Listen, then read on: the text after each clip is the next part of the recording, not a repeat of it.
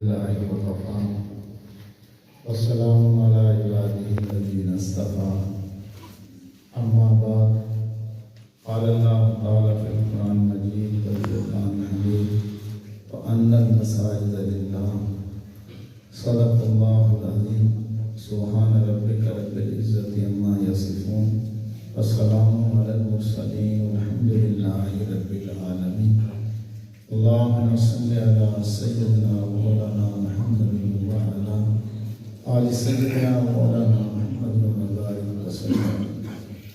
ابن ماجہ کی حدیث مبارکہ ہے، اللہ کے محبوب صلی اللہ علیہ وسلم نے فرمایا جو بندہ درود شریف پڑھنا بھول گیا سمجھ لو وہ جنت کا راستہ بھول گیا۔ تو سب بھائی انتہائی محبت کے ساتھ درود پاک پڑھیں اور محمد وعلی آل سیدنا مولانا محمد وبارک وسلم۔ میرے بھائی دوستو، انسان درخت نہیں کہ کھڑا رہے، پتھر نہیں کہ پڑا رہے، یہ تو اشرف المخلوقات ہے، اسے چاہیے کہ یاد الہی میں لگا رہے۔ مقصد زندگی اللہ رب العزت کی بندگی ہے، مقصد حیات اللہ رب العزت کی یاد ہے۔ میرے بھائی دوستو، یہ دنیا سیر گاہ نہیں، آرام گاہ نہیں، قیام گاہ نہیں، چراغ گاہ نہیں، تماشا گاہ نہیں، بلکہ یہ دنیا ایک امتحان گاہ ہے۔ اس کے اندر آنا آسان اور صحیح انسان بن کر جانا مشکل کام ہے۔ تو صحیح انسان بنتا ہے، یہ بناتا ہے، وہی اس بات کی حقیقت کا پتہ پاتا ہے کہ کتنا مشکل کام ہے۔ میرے بھائی دوستو، آج اس تیزی سے نیک لوگ اور اللہ والے رخصت ہو رہے ہیں، اس خلا کو شیاطین توڑ کر رہے ہیں، گویا کہ یہ دنیا اپنے انجام کو پہنچا چاہتی ہے۔ میرے بھائی دوستو، آج کے اس دور کے اندر جس بندے کے پاس بہت پہاڑ جیسا بھی ایمان ہے، وہ بھی ڈرتا اور ترسا ہے کہ پتہ نہیں کل کیا معاملہ پیش آنے والا ہے۔ اس لیے اس مبارک موقع پر جو انتہائی خوشی کے لمحات ہیں، اور یہ حقیقی خوشی ہوا کرتی ہے ایسا کام جب ہوتا ہے، تو ہم اس موقع پر اللہ رب العزت کے حضور عرض کرتے ہیں کہ اے اللہ، آپ آخری وقت ہمارا ایمان سلامت رکھنا، ایسے رہے یا کہ ویسے رہے، وہاں دیکھنا ہے کہ کیسے رہے۔ ہر برگ پکارے گا تجھے پیار سے 100 بار، دامن میں الجھ کے تجھے روکیں گے بہت خار، دامن کو بچاتا ہوا خاروں سے گزرا، منزل تیری آگے ہے بہار سے گزر۔ میری اور آپ کی منزل آخرت ہے۔ اللہ تعالیٰ ہم سب کو آخرت کی تیاری کرنے کی توفیق عطا فرمائے۔ آخرت کی تیاری کے لیے ہی الحمدللہ یہ اللہ کا گھر بنا، اور آپ حضرات بھی اسی نسبت سے یہاں جمع ہیں۔ اور یہ وہ کام ہے مسجد کی تعمیر، جب اللہ تعالیٰ نے اس دنیا کو بنانے سے 2000 سال پہلے سب سے پہلے مسجد الحرام کی تعمیر کی گئی۔ پھر حضرت آدم علیہ السلام نے اس کے بعد بیت المقدس کی تعمیر فرمائی۔ پھر تیسری مسجد قباء اللہ کے حبیب صلی اللہ علیہ وسلم نے تعمیر فرمائی۔ لمبا چوڑا موضوع ہے، آپ اسی بات سے اندازہ لگائیں کہ مسجد کی اہمیت کتنی ہے۔ آج سے کچھ سال پہلے کی بات ہے، میں اپنے پیر و مرشد امام العلماء وصلہ حضرت پیر حافظ الفقار احمد نقشبندی دامت برکاتہ العالیہ کی میت میں تھا، عمرے کے سفر پر، تو بالکل روضہ رسول صلی اللہ علیہ وسلم کے سامنے تھے۔ تو ہم 3-4 لوگ تھے، ایک حضرت کے خلیفہ بجاد ہیں، بیرون سے تعلق ہے، ان کے والد کئی ملکوں کے سفیر بھی رہے، اور اس طرح ایک اور ساتھی تھے۔ تو میرے حضرت جی دامت برکاتہ العالیہ مخاطب کر کے فرمانے لگے کہ بچہ، میں جھنگ کا سب سے امیر آدمی تھا، 45% میرا ٹیکس کرتا تھا، مجھے اس کی بھی پرواہ نہیں ہوتی تھی، اور میں 35 ویلوں کا GM تھا، اور روزانہ کی میری آمدنی جب ڈالر کی قیمت 18 روپے تھی، روزانہ 1 لاکھ تھی۔ لیکن میں نے سب کچھ چھوڑ دیا، سب کو چھوڑ کے اللہ کی نوکری کی۔ کبھی مجھے زندگی میں یہ خیال نہیں گزرا کہ میں نے ایسا کیوں کیا۔ فرمایا کہ بہت کچھ تھا اس کے علاوہ بھی۔ فرمایا کہ دیکھو، مسجد اور مدرسے کی خدمت کو زندگی میں کبھی معمولی نہ سمجھیں۔ پھر فرمایا کہ یہ دیکھا کیا لکھا ہوا ہے؟ میں نے کہا جی لکھا ہوا ہے خادم الحرمین شریفین۔ تو فرمایا کہ اس کا کیا مقصد ہے؟ ہم نے عرض کیا کہ حضرت اس کا مقصد یہ ہے کہ مسجد الحرام اور مسجد نبی شریف کے خادم، فرمایا یہ بے شک یہ سعودی شیوخ جو ہیں، بادشاہ جو ہیں، چاہے اپنے آپ کو کچھ بھی سمجھتے ہیں لیکن اپنی نسبت مسجد اور مدرسے کی خدمت کے ساتھ نسبت کر کے یہ سب سے بڑا اعزاز سمجھتے ہیں۔ زندگی میں کبھی آپ مسجد اور مدرسے کی خدمت کو معمولی نہ سمجھنا۔ میرے بھائی دوستو، یہ تو وہ کام ہے۔ پھر فرمایا کہ اللہ کے نبی صلی اللہ علیہ وسلم نے کیا کام کیا، تو ہم نے عرض کیا کہ حضرت اللہ کے محبوب صلی اللہ علیہ وسلم نے بھی قباء میں ٹھہرے، آپ کا 8 دن کا قیام تھا، پھر آپ صلی اللہ علیہ وسلم مدینہ منورہ کے شہر میں بستی میں تشریف لائے، تو وہاں بھی آپ نے آ کر سب سے پہلا کام جو کیا وہ مسجد کی تعمیر ہی فرمائی۔ یہ تو وہ کام ہے جو اللہ کے محبوب صلی اللہ علیہ وسلم نے فرمایا، تو ہمیں اس کی طرف توجہ دینی چاہیے کہ چھوٹی سی بات بھی ہے، دین اسلام کے شاعر میں سے ہیں، اور شاعر اللہ جو ہوتے ہیں وہ دین اسلام کی بقا ہوتی ہے، بقا کا ذریعہ ہوتے ہیں۔ یہ کچھ بہت ہی بڑی نسبت ہے، اس لیے اللہ کے نبی صلی اللہ علیہ وسلم نے فرمایا جس نے پرندے کے گھونسلے کے برابر بھی مسجد بنائی، اللہ اس کو جنت میں محل عطا فرمائے۔ تو اس میں علماء نے لکھا ہے کہ پرندے کے گھونسلے کے برابر سے کیا مراد ہے کہ اتنی چھوٹا تھوڑا سا بھی کام کیا، بالکل معمولی سا کام بھی کیا، تو اس میں بھی اللہ جنت میں محل عطا فرما دیں گے۔ حدیث مبارکہ کے اندر آتا ہے اللہ رب العزت جب زمین والوں پر عذاب بھیجنے کا ارادہ فرماتے ہیں تو 3 لوگوں کی وجہ سے اپنے عذاب کو واپس بلا لیتے ہیں۔ ایک جو مساجد کو آباد کرنے والے، پھر اس پہ بھی علماء نے تشریف فرمائی ہے، حضرات علماء کرام ماشاءاللہ یہاں ایک جمع غفیر ہے موجود ہے، سرپرستی ہماری فرما رہے ہیں، کتنی سعادت کی بات ہے، ایسی مجالس تو کہیں کہیں نصیب ہوتی ہے۔ تو فرمایا ایک جو مساجد کو آباد کرنے والے ہیں، علماء نے لکھا کہ آباد کرنے والے اس میں جو لوگ ہیں وہ تعمیر کرنے والے بھی شامل ہیں، ذکر اذکار کرنے والے بھی شامل ہیں، اور تعمیر کرنے والے بھی شامل ہیں۔ پھر اللہ کے محبوب صلی اللہ علیہ وسلم نے فرمایا جو لوگ اللہ کے لیے ایک دوسرے سے محبت کرتے ہیں ان کی وجہ سے بھی میں عذاب کو واپس بلا لیتا ہوں۔ ابھی حاجی صاحب کا تذکرہ چل رہا تھا، حاجی صاحب سے محبت اللہ کے لیے ہے نا، رات ہی میرا فوٹا بس بیان تھا، تو میں دعا کے لیے اختتامی دعائیں اکثر ہوتی ہیں، تو بڑے خلوص سے مجھے چٹ آئی، جب میں نے پڑھا تو میرا دل بڑا خوش ہوا کہ حاجی صاحب کے لیے جو ہے نا میں سارے جملے لکھے ہوئے تھے کہ ضرور دعا کریں۔ کوئی قدرتی بہاول نگر ضلع میں کافی روزانہ ہی آنا جانا ہوتا ہے، تو اکثر جگہ پہ ایسا ہوا کہ ہم خود تو کیا بلکہ سب لوگ توجہ دلا رہے تھے۔ واقعی اگرچہ ان کی زندگی تو ایک تاجر کی زندگی تھی، جیسے بھی حضرت فرما رہے تھے ہمارے حضرت مفتی ڈاکٹر صاحب ماشاءاللہ، تو لیکن تجارت کی جیسے پیشے کی وہ نسبت بیان کر رہے تھے، یہ چھوٹی سی نسبت نہیں ہے۔ آپ تجارت کی عظمت سے اسی بات کا اندازہ لگا لیں کہ اللہ کے محبوب صلی اللہ علیہ وسلم نے اس پیشے کا انتخاب فرمایا، یہ کتنی بڑی بات ہے۔ اور پھر دیکھو پورے صحابہ کرام کی جو کریم ہے، 1,24,000 کم بیش کے صحابہ کرام رضوان اللہ علیہم اجمعین ہیں، ان میں سب سے اعلیٰ اور افضل صحابہ کون ہیں؟ 10 مبشرہ۔ اب یہ 10 مبشرہ سارے کے سارے کیا ہیں؟ تاجر ہیں پورے۔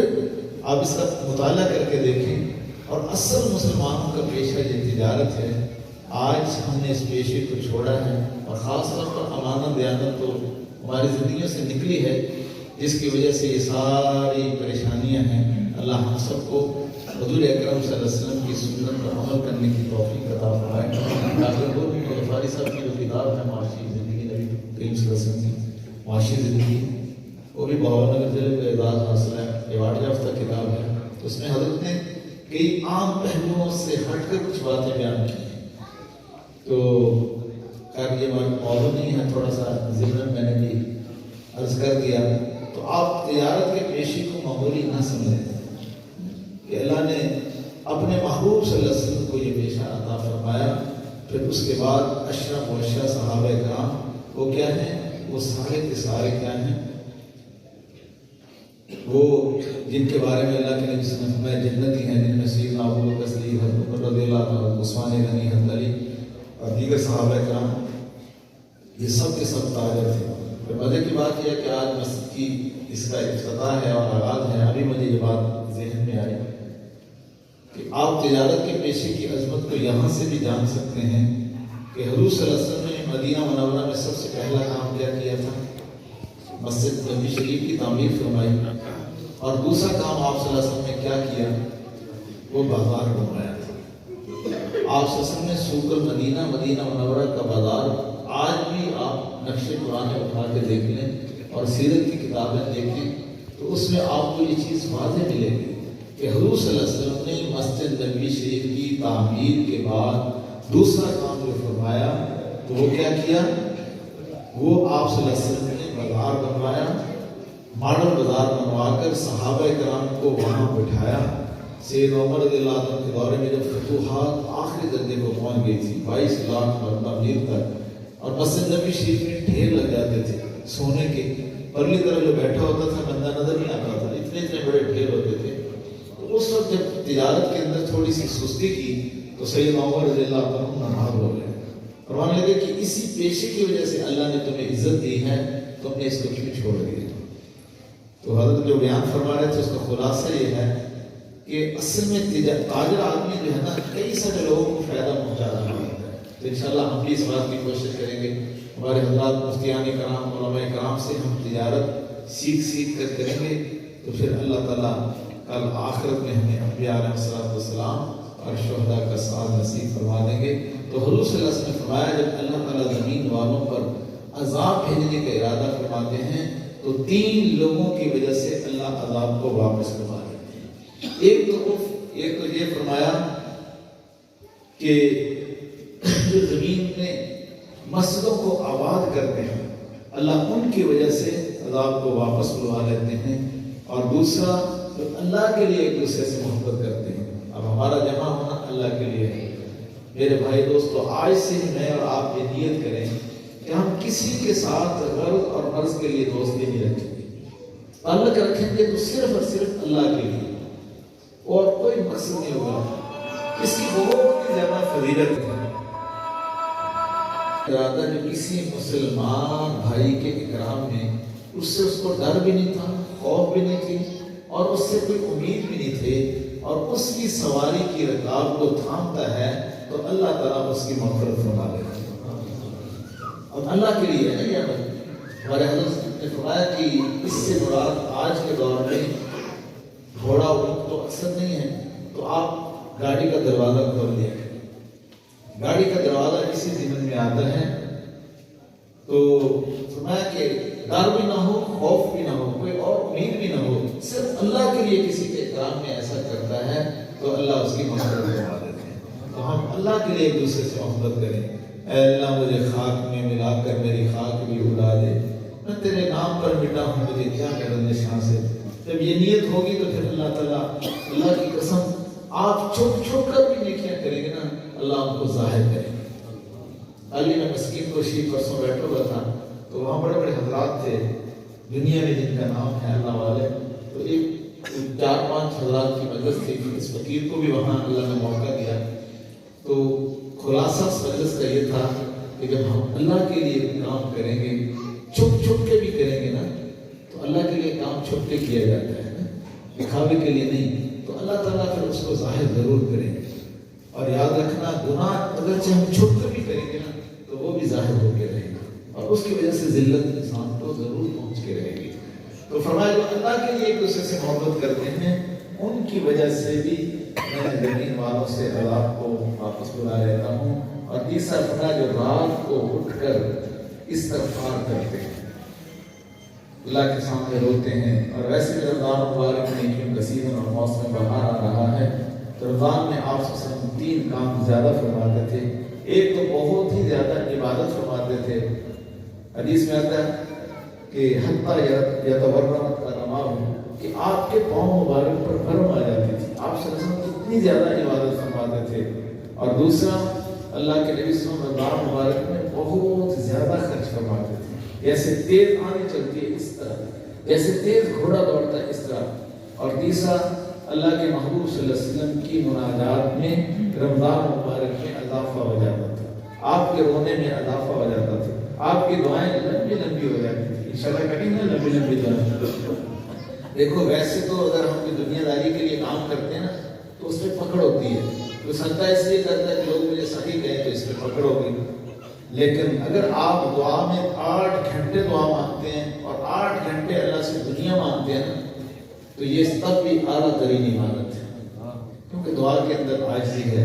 اس لیے فرماتے ہیں کہ جو ہر وقت اللہ سے مانگتا ہے اور ہر چیز اللہ سے مانگتا ہے وہ اللہ کا ولی بن جائے گا۔ تو انشاءاللہ ہم رمضان مبارک میں یہ 3 کام ضرور کریں گے، اور ویسے مسجد کی تقریب ہے اور ہمارے بھائی عبدالواحد صاحب اور میرا عبدالرحمان صاحب ان کے اپنے مشیرہ صاحب والد صاحب، ہاں تو ان کے سارے سوال کی نیت سے بھی میں 1-2 باتیں اس لیے سنا رہا ہوں کہ چلو ان کو ہماری اس وجہ سے ثواب پہنچے اور حاجی صاحب کو بھی ثواب پہنچے۔ تو انشاءاللہ رمضان مبارک میں آپ 4 کام زیادہ فرماتے تھے، ایک تو لا الہ الا اللہ کی کثرت، اور دوسرا استغفار کی کثرت، اور تیسرا جنت سے سوال، اور چوتھا جہنم سے پناہ۔ اللہ کے محبوب صلی اللہ علیہ وسلم نے کہ رمضان مبارک میں یہ 4 کام زیادہ کرنے ہیں، ایک تو لا الہ الا اللہ، مزے لے لے کے پڑھیں لا الہ الا اللہ، اس کی ضربیں دل پہ لگائیں، ناف سے لے کر سر کی پس پیشانی سے لے کر الا اللہ کی ضرب دل پہ لگائیں تو انشاءاللہ آپ محسوس کریں گے کہ کیفیت کچھ اور ہے، اور جنت کا سوال کرنا ہے اور جہنم سے پناہ مانگنی ہے انشاءاللہ۔ پھر رمضان مبارک کے اندر آپ دیکھیں گے کہ اللہ آپ کے وقت کے اندر بھی برکتیں عطا فرمائیں گے، اور رمضان مبارک کا خیر اللہ رب العزت آپ کو نصیب فرمائیں گے۔ تو ویسے بھی استغفار کی کثرت، اور جو حدیث مبارکہ کے اندر آتا ہے ہمارے جو مردے ہیں نا یہ فوت ہو چکے ہیں، وہ جیسے پانی کے اندر کوئی بندہ ڈوبنے والا ہوتا ہے نا اس کی یہ کیفیت ہوتی ہے، تو اس کو جس مدد کی ضرورت ہوتی ہے، فرمایا اسی طرح حدیث مبارکہ کے اندر آتا ہے ہمارے مردوں کی کیفیت ہوتی ہے، ان کے لیے سب سے بڑا تحفہ جو ہوتا ہے وہ مغفرت کی دعا ہوتی ہے، جو ہم ان کے لیے مغفرت کی دعا کرتے ہیں۔ تو حدیث مبارکہ کے اندر آتا ہے تیسرا ان لوگوں کی وجہ سے اللہ تعالیٰ عذاب کو واپس بلا لیتے ہیں جو رات کو اٹھ کر استغفار کرتے ہیں، اللہ سے معافی مانگتے ہیں۔ اللہ تعالیٰ کو یہ بات بہت ہی زیادہ پسند ہے، تو انشاءاللہ ہم ضرور کیا کریں گے۔ بلکہ حدیث مبارکہ کے اندر آتا ہے اللہ کے نبی صلی اللہ علیہ وسلم نے فرمایا جس نے میری امت کے لیے اپنی دعا میں دعا نہ کی اس کی دعا ہی ناقص ہے۔ تو ہم اپنے دعاؤں میں اللہم اغفر للمؤمنین والمؤمنات والمسلمین والمسلمات اس کی کوشش کریں۔ میرے بھائی دوستو، تو مسجد جو ہے نا یہ اللہ کے گھر ہے، حدیث مبارکہ کے اندر آتا ہے کہ یہ جنت کے باغیچے ہیں۔ اب میں اور آپ جو مسجد میں بیٹھے ہوئے ہیں مسجد زہرہ کے اندر، تو اگر ہم قسم کھا کے بھی یہ بات کہیں کہ اللہ کی قسم ہم جنت میں بیٹھے ہوئے ہیں تو یہ ہماری قسم جھوٹی نہیں ہوگی، اس لیے کہ اللہ کے نبی صلی اللہ علیہ وسلم نے فرمایا کہ مساجد جنت کے باغیچے ہیں۔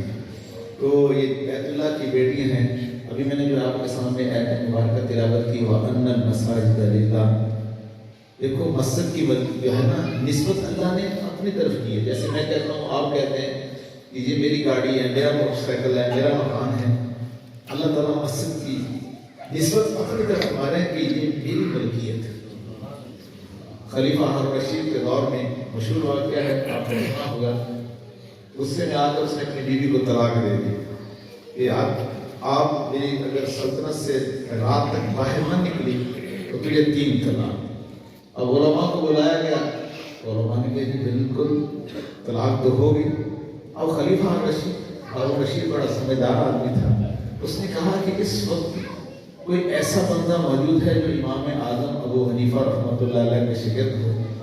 تو انہوں نے کہا کہ ہاں اس وقت امام ابو یوسف اتنے مشہور نہیں تھے، ابو یعقوب کے نام سے مشہور تھے، کہا کہ ہاں وہ موجود ہیں، کہا کہ ان کو بلا کے لاؤ۔ جب ان کو بلا کے لائے گئے تو امام ابو یوسف رحمۃ اللہ علیہ سے کہا کہ اس طرح میں نے غصے میں یہ کہا کہ اپنی بیوی کو کہ رات تک آپ میری سلطنت سے نہ نکلی تو تجھے 3 طلاق۔ تو امام ابو یوسف رحمۃ اللہ علیہ فرمانے لگے کہ آپ کی بیوی کو طلاق نہیں ہوگی، وہ رات مسجد میں گزار گئی، صبح آپ کے پاس آ جائے. کہا کہ علماء نے اتنی بات کی ہے کہ طلاق ہو گئی. کہا کہ تم علماء کو میرے پاس بلا کے لاؤ. جب بلا کے لایا گیا تو تم نے امام ابو یوسف رحمۃ اللہ علیہ نے یہی آیت مبارکہ تلاوت کی وَأَنَّ الْمَسَاجِدَ لِلَّهِ کہ مسجد کی نسبت اللہ رب العزت اپنی طرف فرماتے ہیں کہ یہ میری ملکیت ہے اور مسجد میں کسی کی حکومت نہیں ہوتی, کسی کی حکومت نہیں چلتی, تو اس لیے ان کو تو طلاق نہیں ہوئی. یہ مسجد میں رات گزارے, صبح اپنے گھر چلی جائے. تو سب علماء نے اس لیے اتفاق کیا کہ واقعی کو کوئی طلاق نہیں ہوئی. پھر خلیفہ ہارون رشید نے امام ابو یوسف رحمۃ اللہ علیہ کو چیف جسٹس مقرر کیا. اسی موقع پر 1,00,000 درہم انعام نے دی. تو میرے بھائی دوستو, مسجدیں اللہ کا گھر ہیں. اللہ مجھے اور آپ کو آباد کرنے کی توفیق عطا فرمائے اور ہمارا دل مسجد میں اٹکا رہے. ویسے بھی حدیث مبارکہ کے اندر آتا ہے جو مسجد میں آنا جانا رکھتا ہے اس کے ایمان کی گواہی دو. اور آج مسجدوں میں بیٹھنے والی سنت ختم ہو چکی ہے. مسجد میں نماز کے انتظار کی سنت تو بالکل متروک ہو چکی ہے.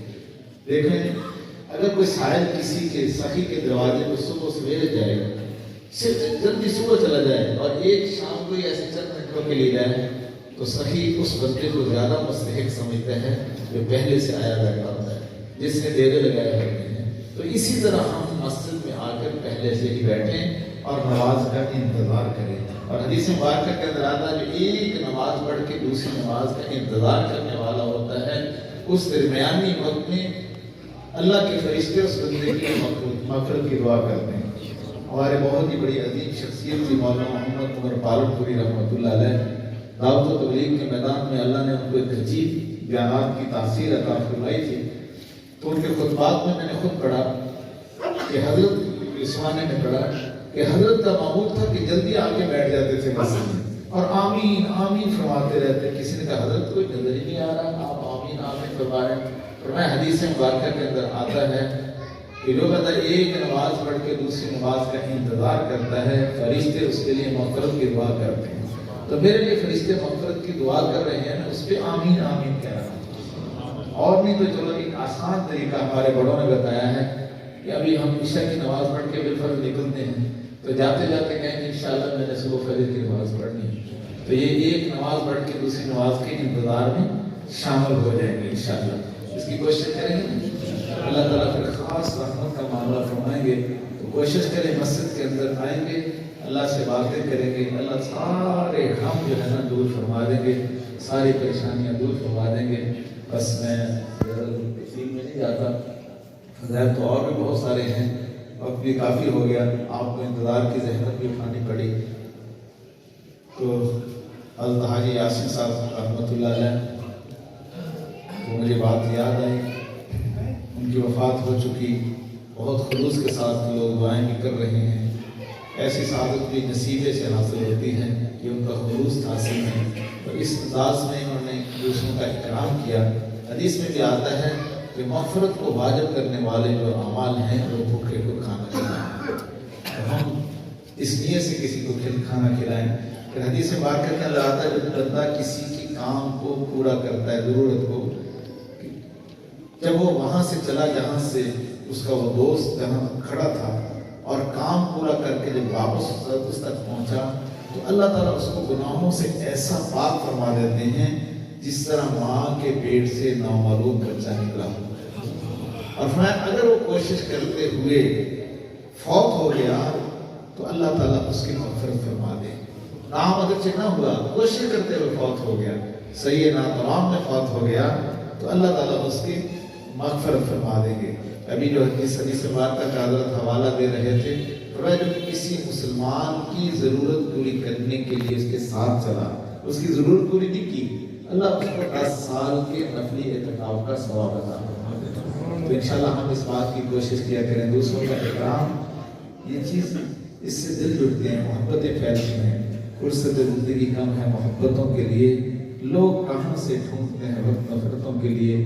جب آخرت کی فکر ہوتی ہے تو بندہ زبان سے کوئی ایسی بات نہیں نکالتا ہے کہ کل میرا آخر کا کوئی گریبان نہ پکڑ لے.